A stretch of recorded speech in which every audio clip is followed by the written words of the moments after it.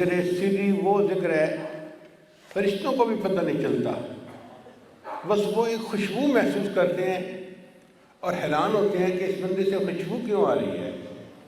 قیامت کے دن جب اس کے نام اعمال کو دیکھا جائے گا اور عملوں کو تولا جائے گا تو فرشتے کہیں گے کہ یا اللہ اس بندے کے جسم سے خوشبو آتی تھی، کیوں آتی تھی ہمیں پتہ نہیں چلا۔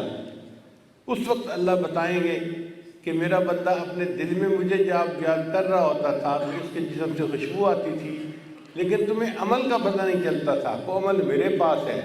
چنانچہ اس بندے کی تمام نیکیوں کو نیکی کے پلڑے میں ڈالا جائے گا اور پھر ایک چھوٹا سا کاغذ کا پرچہ اس کے نیکیوں کے پلڑے میں ڈالیں گے۔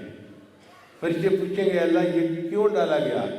اللہ فرمائیں گے یہ اس بندے کے ذکر قلبی کا عمل ہے جس کو یا یہ بندہ جانتا ہے یا میں جانتا ہوں، کسی اور کو پتہ نہیں ہے۔ حافظ ذہبی رحمۃ اللہ نے یہ حدیث نقل کی ہے ان ابا ہریرہ کان یسبح فی الیوم اثنتی عشرۃ الف تسبیحۃ۔ ابو ہریرہ رضی اللہ تعالیٰ عنہ ایک دن میں 12,000 مرتبہ تسبیح پڑھا کرتے تھے، یعنی سبحان اللہ 12,000 دفعہ پڑھتے تھے۔ ہم سے تو صبح شام 100 دفعہ نہیں پڑھا جاتا، وہ ایک دن میں 12,000 مرتبہ پڑھے تھے۔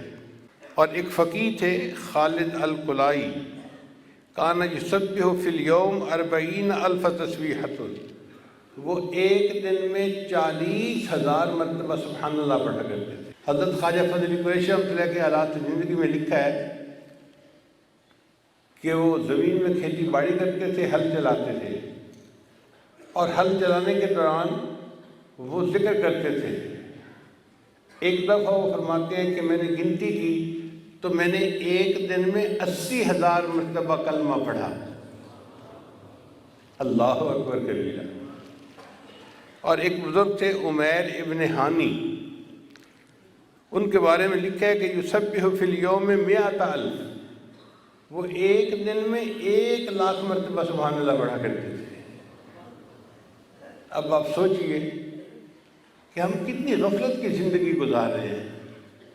ہماری زبان پہ تو سبحان اللہ کا لفظ شاید مدتوں کے بعد کبھی آتا ہو، اور وہ ایک دن میں 1,00,000 مرتبہ سبحان اللہ پڑھتے تھے۔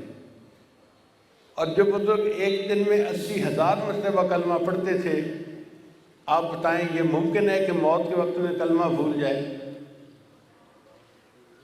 اس ذکر کی کثرت کا ایک بڑا فائدہ یہ ہوتا ہے کہ چونکہ پوری زندگی کی عادت رہتی ہے، اس لیے موت کے وقت کلمہ پڑھنا آسان ہو جاتا ہے۔ امام ابن جوزی رحمۃ اللہ علیہ انگلیوں پر تسبیح پڑھا کرتے تھے۔ جب ان کی وفات ہوئی تو ان کو غسل دینے والا بندہ آیا۔ وہ بندہ کہتا ہے کہ جب میں ان کے میت کو غسل دے رہا تھا اس وقت میں نے دیکھا کہ ان کی انگلیاں ہل رہی تھیں جیسے کوئی ذکر کر رہا ہوتا ہے۔